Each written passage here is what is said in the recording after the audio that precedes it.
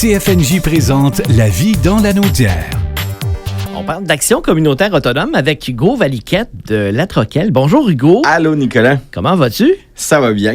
Hugo, on parle justement de La Troquelle aujourd'hui. Ben oui, je réalisais qu'on est en onde avec les chroniques de la CA à chaque semaine depuis déjà avril. Puis on me présente toujours comme Hugo de La Troquelle, mais en même temps, je me disais... Les gens doivent bien se demander c'est quoi ça, la troquelle. Bon, ben là, on a le temps d'en parler aujourd'hui ensemble. Qu'est-ce que c'est la troquelle? Ben, on va commencer par dire le nom au long. Ouais. Troquelle, ça veut dire la table régionale des organismes communautaires autonomes de la Naudière. C'est pour ça qu'on dit troquelle, parce que quand même long. Oui, c'est très long. Puis, en fait, il faut dire que la troquelle existe, en fait, comme balbutiement depuis 1992. Et la troquelle est née de la régionalisation. Ça fait très longtemps de ça. Le gouvernement, dans les années 90, avait décidé de régionaliser la santé, de donner le pouvoir aux régions d'organiser comment les services de la santé allaient être organisés. Et à ça venait pour la première fois du financement pour les organismes communautaires autonomes. On les reconnaissait. Mm-hmm. Mais là, les organismes dans la région se disaient, on peut pas être... Puis dans ce temps-là, c'était 140 organismes. On peut pas être les 140 à aller cogner à l'ancienne régie régionale. Peut-être qu'il faudrait qu'on parle ensemble. Donc, pour parler ensemble, ça prenait un organisme pour le faire. Et c'est là que la troquelle est arrivée. En plein ça. Fait que de 92 à 95, là, comment on veut que ça existe, cette troquelle-là? Fait que ça a été des grosses réflexions et tout. 95, on est né. Donc, ça veut dire que la troquelle a 30 ans cette année. On va fêter ça? On va fêter ça dans les prochains mois, justement. On va souligner. Et en fait, qu'est-ce qui est le fun aussi de dire de la troquelle, c'est qu'en 99, il y a eu une réflexion à savoir si le regroupement allait juste parler pour les organismes en santé et services sociaux ou si ça allait être pour l'ensemble des organismes.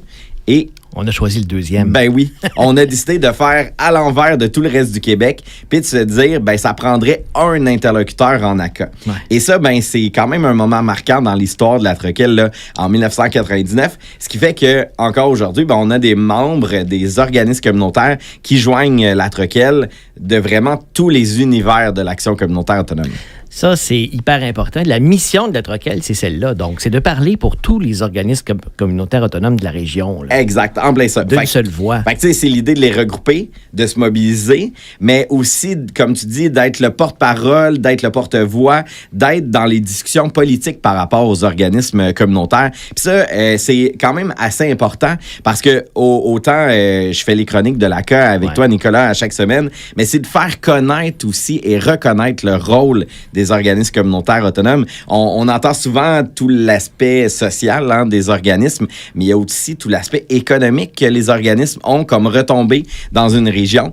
Ça, la troquelle, on se fait justement le porte-parole de tout ça. Puis, évidemment, on peut pas le faire tout seul. La troquelle toute seule, ça marche pas. C'est la troquelle et ses membres. Puis ça, c'est super important. On le travaille beaucoup avec notre gang.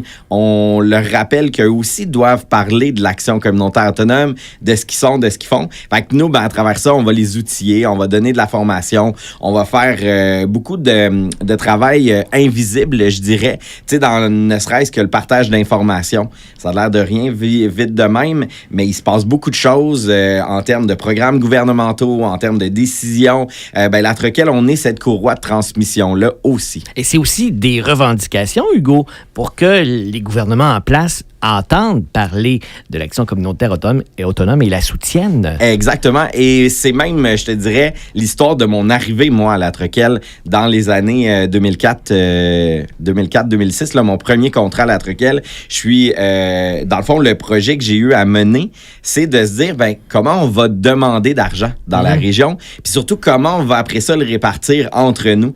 Parce qu'il y a toute cette idée-là, oui, on entend souvent parler du financement pour les organismes communautaires autonomes, mais on a même réfléchi, oui, combien on a besoin, mais une fois que l'argent est donné par le gouvernement, comment ça se distribue entre les organismes? Et ça, ça a été mon premier gros contrat là, à la troquelle. Puis je te dirais que ça nous a pris 10 ans, réussir à mettre ça en place avec justement nos porte-paroles ici dans la région.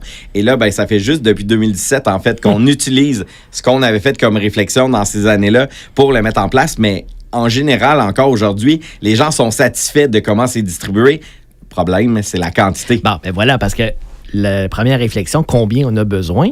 Ça, c'est un chiffre qu'on a en tête. Oui, exactement. Mais on est très, très loin de ça, Hugo. Ah oui, vraiment. Puis, tu sais, je regarde juste cette année, les organismes demandent à peu près 75 millions pour leur financement à l'émission, pour venir à bout là, d'être sous-financés puis d'être consolidés, d'avoir des salaires décents. Puis, tu sais, quand on dit décent, là, c'est pas rien d'astronomique. C'est pas 50$ de l'heure. Non, pas du tout. Mais, on fait ce bout-là, évidemment, mais quand on regarde ce qui est investi, ça devrait à peu près ressembler à 600 000 dans la région quand j'additionne la santé, les services sociaux et les autres. Ouais, Donc, besoin de 75 millions et on a 600 000.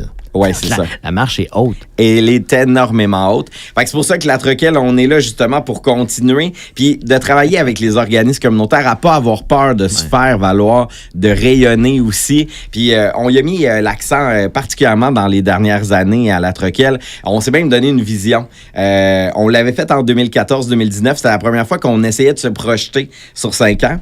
Bon. Après ça, il est arrivé la pandémie. Oui, ça a un petit peu mis... en même temps, on s'est réinventé. Ça a mis ça sur pause. Ah oui, ça a mis ça très sur pause. Mais tu sais, on a appris des nouvelles affaires. On s'est...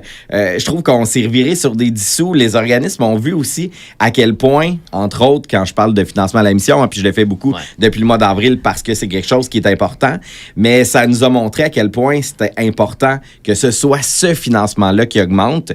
Puis là, depuis 2023, on s'est donné une nouvelle vision qui va nous porter jusqu'en 2028, qui est encore venu transformer quand même assez, je te dirais même mon travail, moi, comme directeur à la Troquelle, sur l'aspect, de médiatisation, de faire davantage parler de nous, mais aussi de faire, il y a un bout qu'on faisait pas beaucoup à la Troquelle, c'est justement parler de conditions salariales dans les organismes. Tu sais, parce que on se le cachera pas, ça prend du monde dans les organismes communautaires et pour faire vivre l'émission. Il faut les payer. Oui, exactement. Puis on s'était, dans les dernières années, un peu dit, c'est la mission qui compte, c'est les gens pour lesquels on est là. Mais ce qui est arrivé avec la pandémie, c'est le fait de perdre beaucoup de monde dans le communautaire pour plein de raisons.